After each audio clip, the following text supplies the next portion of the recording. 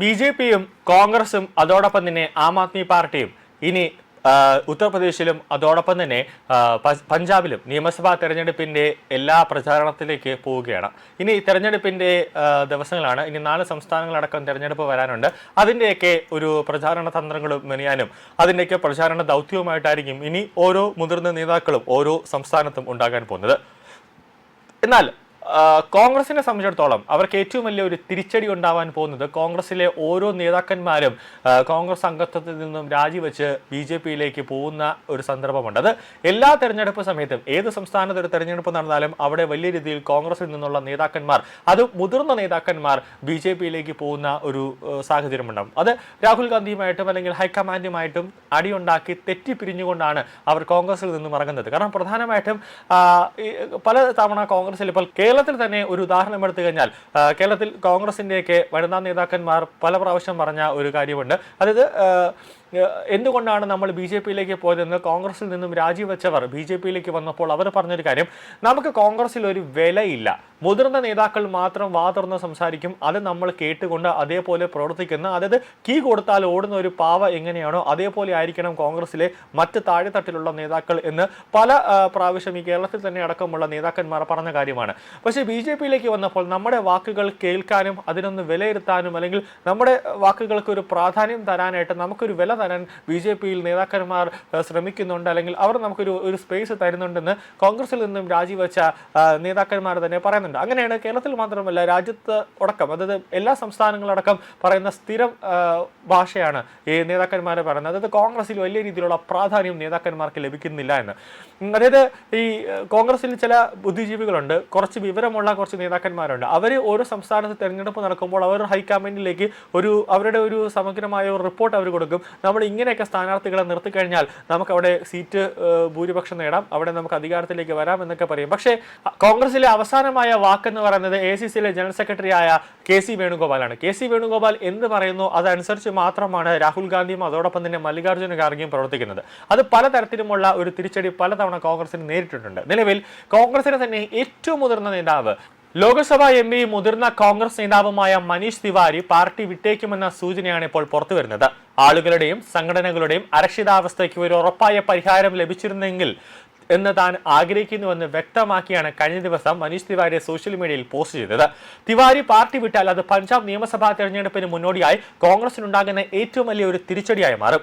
കഴിഞ്ഞ ദിവസമാണ് സംസ്ഥാന കോൺഗ്രസ് നേതൃത്വത്തിൽ വലിയ മാറ്റങ്ങളൊന്നും ഉണ്ടാകില്ല എന്ന് പാർട്ടി വ്യക്തമാക്കിയത്.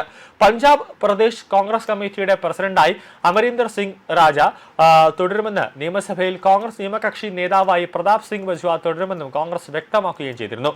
അതിന് പിന്നാലെയാണ് കുറച്ച് കഴിവുള്ളത് ഒരാളിലെ വലിയ പോരായ്മയൊന്നുമല്ല, ആളുകളുടെയും സംഘടനകളുടെയും അരക്ഷിതാവസ്ഥയ്ക്ക് ഒരു ഉറപ്പായ പരിഹാരം എനിക്ക് ലഭിച്ചിരുന്നെങ്കിൽ എന്ന് ഞാൻ ആഗ്രഹിക്കുന്നുവെന്നാണ് പറയുന്നത്. കഴിഞ്ഞ 45 വർഷത്തിനിടെ ഇന്ത്യൻ നാഷണൽ കോൺഗ്രസിൽ നിന്ന് എനിക്ക് ധാരാളം കാര്യങ്ങൾ ലഭിച്ചിട്ടുണ്ട്. എൻ്റെ മുഴുവൻ മുതിർന്ന ജീവിതവും പാർട്ടിയെ സേവിക്കുന്നതിനായി സമർപ്പിച്ചിട്ടുമുണ്ട്. എന്തായാലും ഉണ്ടാകും, സംഭവിക്കേണ്ടത് എന്തായാലും സംഭവിക്കും എന്ന പോസ്റ്റും അദ്ദേഹം സമൂഹ മാധ്യമങ്ങളിൽ പങ്കുവച്ചിട്ടുണ്ട്. അതായത് വലിയ രീതിയിൽ കോൺഗ്രസിലെ ഓരോ പ്രവർത്തകരും ഓരോ നേതാക്കന്മാരും അസ്വാരസ്യം പ്രകടിപ്പിക്കുന്നു എന്നതിൻ്റെ ഒരു തെളിവാണ് ഓരോ സംസ്ഥാനത്തും തെരഞ്ഞെടുപ്പ് നടക്കുമ്പോൾ കോൺഗ്രസിൽ ഉണ്ടാകുന്ന ഈ പടലപ്പിണക്കവും ഈ അടിയും എന്നത്. കൂടാതെ 2027 ഏറ്റവും പ്രധാനമായി കാണുന്ന ഉത്തർപ്രദേശും അതോടൊപ്പം തന്നെ പഞ്ചാബിലെയും നിയമസഭാ തെരഞ്ഞെടുപ്പുമായി ബന്ധപ്പെട്ടുള്ള പ്രവർത്തനങ്ങൾ ഉടനടി തന്നെ നടക്കുമെന്നാണ് ലഭിക്കുന്ന സൂചനകൾ. അതിൽ ആം ആദ്മിക്ക് ആകെയുള്ളത് പഞ്ചാബ് മാത്രമാണ്. പഞ്ചാബ് എങ്ങനെയെങ്കിലും തുടർന്നും അവിടെ ഭരിക്കണമെന്നാണ് പഞ്ചാബിന്റെ ഓരോ നീക്കങ്ങളും അവിടെ അരവിന്ദ് കെജ്രിവാൾ ഓരോ കരുക്കളും നീക്കുന്നത്. പക്ഷേ അവിടെയും അരവിന്ദ് കെജ്രിവാളിനെ അല്ലെങ്കിൽ ആം ആദ്മിയെ തൂത്ത് കളയണമെന്ന ഒരു നിർണായകമായ ഒരു നീക്കത്തിലേക്ക് കാര്യങ്ങൾ പോകുന്നുണ്ട്. കാരണം ആം ആദ്മി സർക്കാരിന്റെ ഓരോ അഴിമതികളും, അതായത് കള്ളപ്പണത്തെ തുടച്ചു നീക്കുമെന്നൊക്കെ പറഞ്ഞുകൊണ്ടാണ് ആം ആദ്മി സർക്കാർ രാഷ്ട്രീയത്തിലേക്ക് പ്രവേശനം നടത്തുന്നത്. അതായത് കെജ്രിവാളിന്റെ ആം ആദ്മി പാർട്ടി വരുന്നതെങ്കിലും വലിയ രീതിയിലുള്ള അഴിമതികൾ അവർ കോടിക്കണക്കിന് രൂപയുടെ മദ്യ കുംഭകോണം അഴിമതികളടക്കം ഡൽഹിയിൽ അവർ കാണിച്ചു. അങ്ങനെ അവർക്ക് ഡൽഹിയിൽ നിന്ന് പൂർണ്ണമായ അധികാരം അവർക്ക് നഷ്ടപ്പെടുന്ന ഒരു സാഹചര്യമുണ്ടായി. പഞ്ചാബിലേക്ക് വരുമ്പോൾ പഞ്ചാബിന്റെ മുഖ്യമന്ത്രിയായ മാൻ വലിയ രീതിയിലുള്ള ഒരു തട്ടിപ്പ് അല്ലെങ്കിൽ വെട്ടിപ്പ് പഞ്ചാബിൽ നടത്തുന്നുണ്ട്. പഞ്ചാബിലെ അതായത് അവിടുത്തെ വ്യവസായ മന്ത്രിയുടെ വീട്ടിലടക്കം എൻഫോഴ്സ്മെന്റ് ഡയറക്ടറേറ്റ് റെയ്ഡ് നടത്തിയപ്പോൾ 500ന്റെ കെട്ടുകണക്കിന് നോട്ടെടുത്ത് മുകളിലത്തെ നിലയിൽ നിന്ന് താഴേക്ക് എറിഞ്ഞതടക്കം എൻഫോഴ്സ്മെന്റ് ഡയറക്ടറേറ്റ് പിടികൂടിയെന്നും കൂടാതെ ആ മന്ത്രിയുടെ ഡ്രൈവറിനെ അടക്കം പിടികൂടിയ സംഭവം വലിയ രീതിയിൽ അന്ന് രാഷ്ട്രീയ ചർച്ച നടന്നതാണ്. കൂടാതെ പഞ്ചാബിൽ ഈ എല്ലാവരും തുടച്ചു നീക്കുമെന്ന് പറയുന്നു എന്നല്ലാതെ അഴിമതിയൊക്കെ തുടച്ചു നീക്കുമെന്ന് പറയുന്നതല്ലാതെ പഞ്ചാബിൽ ഓരോ സർക്കാർ സ്ഥാപനങ്ങളടക്കം വലിയ രീതിയിലുള്ള അഴിമതികളുണ്ടെന്ന് ജനങ്ങൾ തന്നെ തുറന്നു പറയുകയാണ്.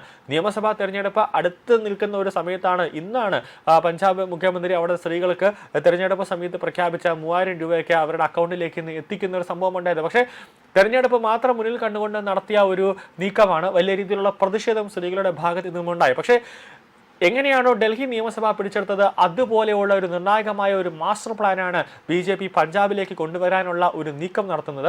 ആ ഒരു നീക്കത്തിൽ എന്തായാലും പഞ്ചാബിലെ ജനങ്ങൾ മാറി ചിന്തിക്കാനായിട്ട് തയ്യാറാകും. കൂടാതെ കൊൽക്കത്തയിൽ അവർ നടത്തിയ ഒരു നിർണായകമായ നീക്കം, ഒരിക്കലും മമതാ ബാനർജിയെ തകർക്കാൻ പറ്റില്ല എന്ന് ഇന്ത്യ സഖ്യം ഒന്നടക്കം എഴുതി അടിവരയിട്ട ഒരു സംഭവമായിരുന്നു. പശ്ചിമ ബംഗാൾ മമതാ ബാനർജിയുടെ കൺട്രോളിലാണ്, അധീനതയിലാണ്. അവിടെ BJPക്ക് എന്നല്ല ആർക്കും അവിടെ അധികാരത്തിലേക്ക് വരാൻ പറ്റില്ല എന്ന് പറഞ്ഞ ഒരു സമയത്താണ് എക്സിറ്റ് പോളുകളെ അടക്കം രാഷ്ട്രീയ നിരീക്ഷകരെ അടക്കം മമതയെ അടക്കം ഞെട്ടി വിറപ്പിച്ചുകൊണ്ട് അവിടെ BJP വൻ ഭൂരിപക്ഷത്തിലേക്ക് കാര്യങ്ങൾ നീക്കിയത്. അപ്പോൾ കൃത്യമായ ഏകോപനം, കൃത്യമായ ചടുല നീക്കങ്ങൾ അവിടെ ഉണ്ടായി. അമിത്ഷാ അടക്കം അന്ന് പശ്ചിമ ബംഗാളിൽ ക്യാമ്പ് ചെയ്തുകൊണ്ടാണ് രാഷ്ട്രീയ പ്രചാരണത്തിന് നിർണായകമായ ഒരു പങ്കുവച്ചത്. അതേപോലെ പഞ്ചാബിലടക്കം നരേന്ദ്രമോദി 2-3 തവണ അവിടെ പ്രചാരണത്തിനെത്തും. അതിനുശേഷം അമിത്ഷാ അവിടെയും ക്യാമ്പ് ചെയ്തുകൊണ്ട്, പഞ്ചാബിൽ ക്യാമ്പ് ചെയ്തുകൊണ്ട് കൃത്യമായ രാഷ്ട്രീയ നീക്കങ്ങൾക്ക് അമിത്ഷാ തന്നെ ഏകോപനം നടത്തുമെന്ന കാര്യത്തിൽ യാതൊരു സംശയവുമില്ല.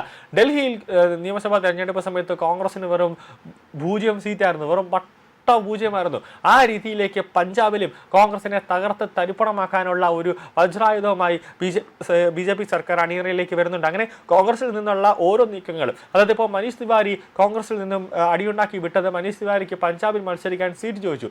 ആദ്യമൊക്കെ സീറ്റ് തരാമെന്നൊക്കെ പറഞ്ഞുവെങ്കിലും അവസാനം തിരഞ്ഞെടുപ്പ് പ്രചാരണത്തിന്റെ സമയത്തേക്ക് എത്തിയപ്പോൾ മനീഷ് തിവാരിക്ക് സീറ്റ് ഇല്ല. അതായത് കോൺഗ്രസിന്റെ എക്കാലത്തെയും ഉള്ള ഒരു സ്വഭാവമാണ്. എല്ലാ സംസ്ഥാനത്തും നേതാക്കന്മാരെ പറഞ്ഞ് വിശ്വസിപ്പിക്കും, അവരെ സുഖിപ്പിച്ചു നിർത്തും. നിങ്ങൾക്ക് ഞാൻ സീറ്റ് തരാം, ഈ തെരഞ്ഞെടുപ്പിൽ, ഈ നിയമസഭാ തെരഞ്ഞെടുപ്പിൽ അല്ലെങ്കിൽ ലോക്സഭാ തെരഞ്ഞെടുപ്പിൽ നീ ആയിരിക്കും MP സ്ഥാനാർത്ഥി, അല്ലെങ്കിൽ നിങ്ങളായിരിക്കും MLA സ്ഥാനാർത്ഥി, അപ്പോൾ നിങ്ങൾക്ക് ഇന്ന മണ്ഡലത്തിൽ സീറ്റ് തരാം എന്നൊക്കെ പറഞ്ഞ് മോഹിപ്പിച്ച് നിർത്തിയിട്ട് അവസാന സമയം കാല് മാറുന്ന ഒരു രീതിയിലേക്ക് എത്തുമ്പോഴാണ് അവിടെ ഒരു പൊട്ടിത്തെറി ഉണ്ടാകുന്നു, ഒരു അടിപിടി ഉണ്ടാകുന്നു, നേതാക്കന്മാർ കൂട്ടത്തോടെ BJPയിലേക്ക് പോകുന്നത്. ഇവിടെയും അതേ ഒരു സംഭവമാണ് മനീഷ് തിവാരി നടത്തുന്നത്.